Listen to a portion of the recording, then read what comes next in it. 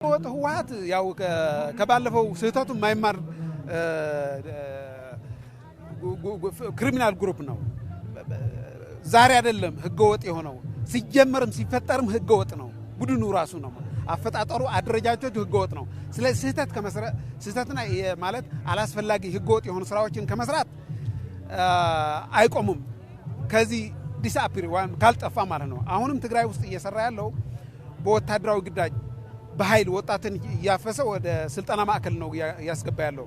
ወጣቶችም ብቻም አይደለም 14 ዓመታት የሆኑ ወጣቶች 16 ዓመት የሆኑ ወጣቶችን በኃይል ያፈሰ ወደ ስልጠና ማዕከል አስገብቶ ለጦርነት ዝግጅት እያደረገ ነው የሚገኘው። ጦርነቱ ደግሞ የራሱ ጦርነት አይደለም፣ ፕሮክሲ ጦርነት ነው ይዞ የመጣው። የሻዕቢያ ተላላኪ ሆኖ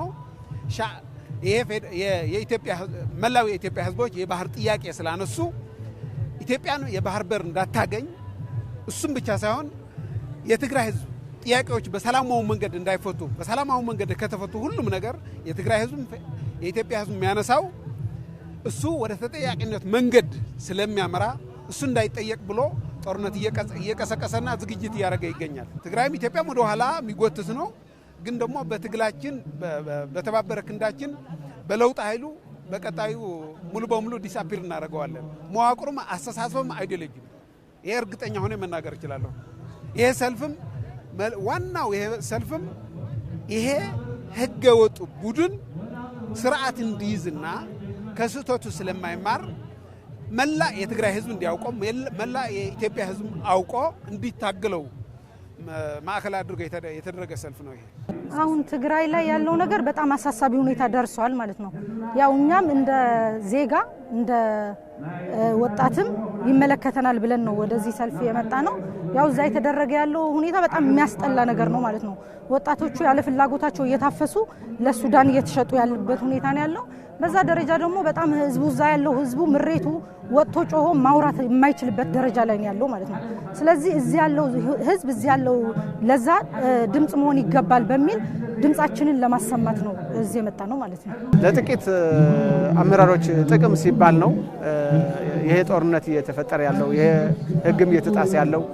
ስለዚህ ይሄ እነዚህ ጥቂት ሰዎች ተለይተው ተሸንፈው በሰላማዊ ትግል እኛ እንደ ሰላማዊ ተጋዮች በሰላማዊ ትግል ለመቀየርና ወደ ሰላማዊ መንገድ ለማስመጣትም ጥረት እያደረግን ነው። ይሄ ሰላማዊ ሰልፍም የዓለም ማህበረሰብ ጫና አድርጎ የሰላም ስምምነቱ ፕሪቶሪያ እንዲከበር እነዚህ ሰዎችም በህግ ስር እንዲሆኑ አስፈላጊ ጫና ተደርጎ ከህግ ውጪ የሚሄዱበትን ወደ ስርዓት ለማስመለስ ነው እኛ ጥረት እያደረግን ያለው። እንደዋወላለን፣ ኮሙኒኬት እናደርጋለን። እዛ ያለ አካባቢ ታፍሰው እዛውም አይደለም ወደ ሱዳን ነው በግፍ እየታፈኑ እየተወሰዱ ያሉት ማለት ነው። ስለዚህ ያንንም ነገር ደግሞ መቆም መቻል አለበት። ፌደራል መንግስትም እንደ መንግስት ይሄ ይመለከተዋል ማለት ነው። ስለዚህ ድምጽ ሊሆን ይገባል፣ ድምጽ ልንሆን ይገባል ብለን ነው እኛም በዚህ ደረጃ የመጣ ነው ማለት ነው። አሁን የትግራይ ወጣቶች ወደ ሱዳን እየተሸጡ ነው። ምን በል ወደ ሱዳን ሲሸጡ ወንድሞቻችን ልጆቻችን ወጣቶች የኛ ያልነው ድርጅት ከሻዕቢያ ጋር አብሮ ከግብጽ ጋር አብሮ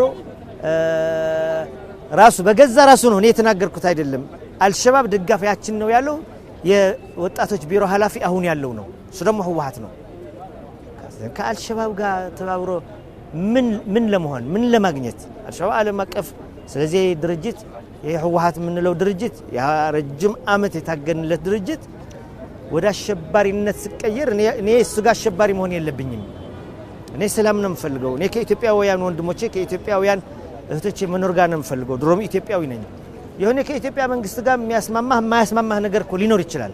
ግን ኢትዮጵያ አገራችን ናት። ወላጆቻችን የመሰረቷት አገር ነው። ስለዚህ ከአልሸባብ ጋር ከግብጽ ጋር ከታሪካዊ ጠላቶቻችን ጋር በኢህአዴግ ጊዜ ግብጽ ታሪካዊ ጠላታችን ስንል አልነበረም እንዴ? አሁን መች ወዳጃችን ሆነች? በምን ሎጂክ? ኤርትራ አልተዋጋንም እንደ ወረራ ፈጽሞ አሁን ህወሓት እነሱ ስለሆኑ ባንዴ ዝም ብሎ ወዳጅ መሆን ይቻላል? አይሆንም። በጣም የሚገርም ነገር ማለት ነው። ያው ትግራይ ለጦርነት የተወለደ እስኪመስል ድረስ ማለት ነው።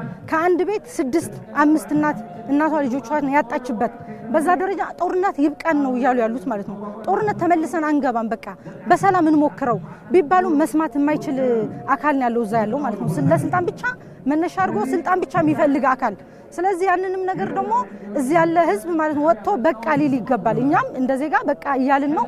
ይብቃ በቃ ጦርነት ይብቃ፣ ሰላም ነው የምንፈልገው፣ ተፈናቃዮች ወደ እንትናቸው ይመለሱ በሚል ድምጻችን እያሰማን ያለው ነው። አፋኙ ቡድን የተለያዩ የትግራይ ተወላጆች በፖለቲካ እይታችን ምክንያት ብቻ ከትግራይ ለቀን እንድንወጣ አድርጎናል። እንደሚታወቀው ባለፈው በአቶ ጌታቸው ረዳ የሚመራው ጊዜያዊ አስተዳደር አፍርሶታል።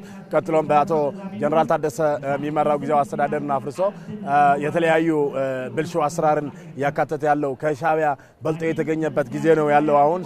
ይሄንን ደግሞ እኛ ያለመደውና ባህሪውን ያልሆነው ስለሆነ በትግራይ በተለያዩ አካባቢዎች ትልቅ ተቃውሞ የሰፈነ ነው ያለው ማለት ነው። ይህ ማለት በትግራይ በመቀሌ ከተማ እናቶች እያለቀሱ ጭራሽ በድንጋይ መኪናውን እየመቱ በቪዲዮ አይተናል። በሀገረ ሰላም ትላንትና ኔትወርክ ዘግቶ ሲጨፈጨፍ በደንብ በቪዲዮ ወጥቷል።